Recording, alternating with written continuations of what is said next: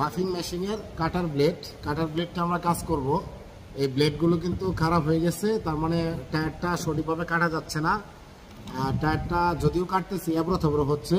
এই ব্লেডগুলো অনেক সময় ভেঙে যায়, দেখেন এই যে ভেঙে গেছে। এই ব্লেডগুলো আমরা চেঞ্জ করব। আমি দেখাচ্ছি এই ব্লেডগুলো কীভাবে চেঞ্জ করতে হয়।